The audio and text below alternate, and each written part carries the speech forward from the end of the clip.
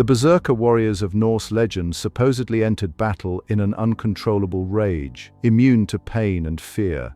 But 13 centuries later, historians discovered something unsettling about these accounts. The men who wrote these stories had never witnessed a berserker in action, and their motivations for describing such warriors remained deeply questionable. The earliest written descriptions of berserkers appear in the Icelandic sagas composed during the 13th century. These texts were written roughly 400 years after the Viking Age had ended. The authors relied on oral traditions passed down through generations, traditions that had been shaped, embellished, and distorted over centuries. The sagas describe berserkers as warriors who fought without armor, bit their shields, and possessed superhuman strength.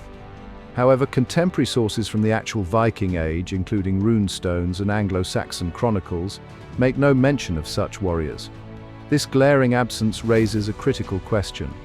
The saga authors were Christian monks and scholars writing in a Christianized Iceland, describing a pagan past they had never experienced. Their accounts may have served purposes far removed from historical accuracy. Archaeological excavations of Viking warrior graves have yielded thousands of weapons, armor pieces, and battle-related artifacts. These findings present a stark contrast to the Berserker mythology. Every documented warrior burial contains practical defensive equipment including helmets, chainmail, and shields. The weapons show clear signs of maintenance and careful craftsmanship, indicating warriors who valued protection and tactical preparation. No grave has ever been discovered containing evidence of the frenzied, armorless combat style described in the sagas.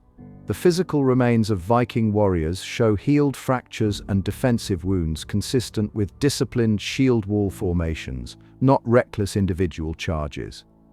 The archaeological record suggests Viking combat was methodical, organized, and heavily reliant on protective gear. The absence of any physical evidence supporting berserker-style warfare creates an undeniable contradiction with the literary sources. The word berserker derives from Old Norse berserker, which most scholars translate as bear shirt or bear shirt. This linguistic ambiguity has profound implications. If berserker meant bear shirt, it could refer to warriors who wore bear pelts as ceremonial garments, not fighters who abandoned all armor. If it meant bear shirt, it might describe warriors who fought without chainmail, not necessarily without any protection whatsoever. Medieval translators and later Victorian scholars often chose the most dramatic interpretations, emphasizing the bear aspect to create sensational narratives. Contemporary linguistic analysis reveals that similar compound words in Old Norse typically referred to clothing or appearance rather than combat behavior. The term may have originally designated a specific military unit or social class rather than describing a psychological state.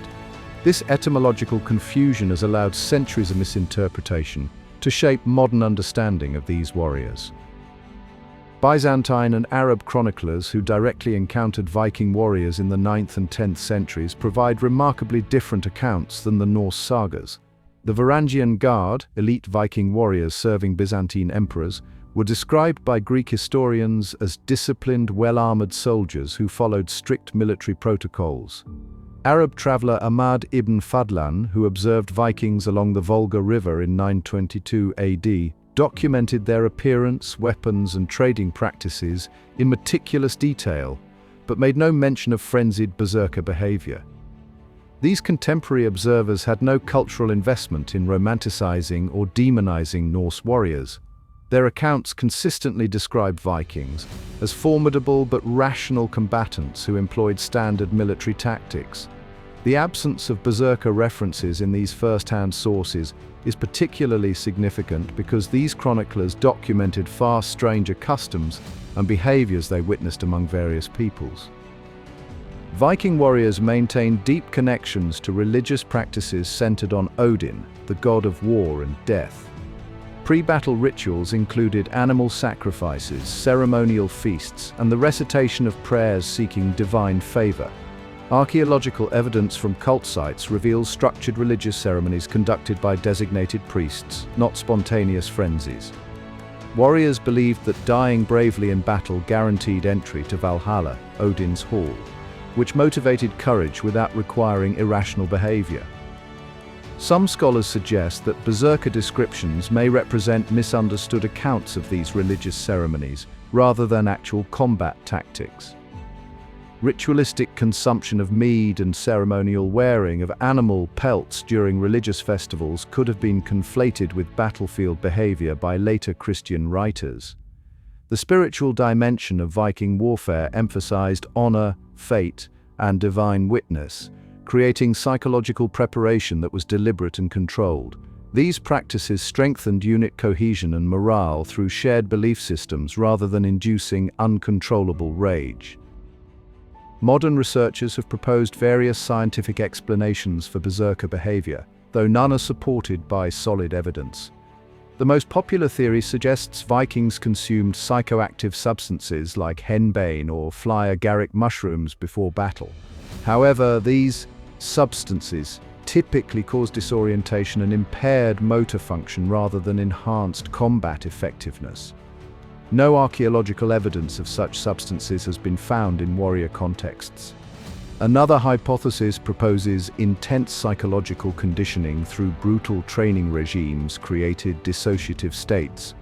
Yet this contradicts the archaeological evidence of methodical, disciplined combat practices. Some psychologists have suggested group hysteria or mass psychogenic illness could explain accounts of simultaneous frenzied behavior among multiple warriors. This theory fails to address why contemporary sources never documented such episodes. Each scientific explanation attempts to rationalize literary descriptions that may have been fictional from the start. The absence of corroborating evidence for any of these theories suggests the phenomenon being explained never actually existed. The Icelandic saga writers operated within a complex political landscape that shaped their narratives. By the 13th century, Iceland had been fully Christianized for over 200 years, and the church wielded considerable influence over literary production. These Christian authors faced a delicate task, preserving their ancestors' heroic legacy while simultaneously condemning pagan practices. Portraying berserkers as uncontrollable, savage warriors served multiple purposes. It demonstrated the superiority of Christian civilization over pagan chaos, justified the Church's authority, and provided cautionary tales about the dangers of rejecting Christian teachings. The sagas often depicted berserkers as social outcasts or villains who met violent ends, reinforcing moral lessons about divine order. Norwegian kings, who had recently consolidated power over Iceland, also benefited from narratives that portrayed the pagan past as barbaric and lawless. These political considerations meant saga authors had strong incentives to embellish or invent dramatic elements that never existed in actual Viking warfare. Historical accounts of frenzied warriors appear across multiple ancient cultures, yet their reliability varies dramatically. Roman historians describe Celtic warriors who fought naked and worked themselves into battle fury, accounts written by direct observers during active military campaigns. Germanic tribes documented by Tacitus in the 1st century AD included warriors who dyed their bodies and shields black to terrorize enemies, practices confirmed by archaeological finds. These contemporary accounts differ fundamentally from berserker descriptions because they were recorded by eyewitnesses with military experience, not by monks writing centuries later. The Celts' naked combat was a calculated psychological tactic performed by specific warrior classes, not an uncontrollable rage state. Germanic battle rituals involved deliberate intimidation techniques within organized formations. Every documented warrior tradition that exhibited unusual combat behavior did so within structured military systems, never abandoning defensive tactics entirely. The Berserker legend stands alone in describing completely armorless, uncontrolled fighters, a distinction that highlights its questionable authenticity. The Berserker myth underwent radical transformation during the 19th century when Victorian scholars encountered the Icelandic sagas. These academics, steeped in romantic ideals that glorified primitive warriors and noble savagery, seized upon Berserker descriptions as evidence of primordial European masculinity. Translators deliberately chose the most sensational interpretations of ambiguous Old Norse passages, emphasizing rage and supernatural elements while downplaying contextual nuances. The emerging fields of psychology and anthropology used berserkers as examples of evolutionary stages in human development, positioning them as fascinating relics of mankind's violent past. Nationalist movements across Scandinavia and Germany appropriated berserker imagery to construct mythologies of racial superiority and warrior heritage. By the early 20th century, the berserker had been completely divorced from any historical reality, transformed into a symbol that served contemporary political and cultural agendas. This Victorian reinterpretation, not medieval sources, formed the foundation of modern berserker mythology in popular culture, literature, and entertainment. Contemporary scholarship has reached a consensus that fundamentally challenges traditional berserker narratives. The past 30 years of interdisciplinary research combining archaeology, linguistics, and textual analysis reveals no credible evidence that berserkers ever existed as described in the sagas. Leading historians now classify berserker accounts as literary devices rather than historical documentation. Archaeological findings consistently demonstrate that Viking warriors employed sophisticated defensive tactics and valued protective equipment above all else. Linguistic experts have reinterpreted berserker as likely referring to ceremonial garments or specific warrior ranks rather than combat behavior. The complete absence of contemporary references from actual Viking Age sources has convinced most scholars that berserkers represent medieval fiction, not historical fact. Modern consensus suggests the berserker myth served the political and religious agendas of 13th century Christian writers who sought to dramatize and demonize their pagan ancestors. This represents one of history's most successful cases of literary invention becoming accepted as historical truth. The berserker legend reveals more about medieval storytellers than Viking warriors. Thanks for watching this investigation into one of history's most persistent myths. If this changed your perspective, like this video, subscribe for more historical revelations, and share this with anyone who believes the legends.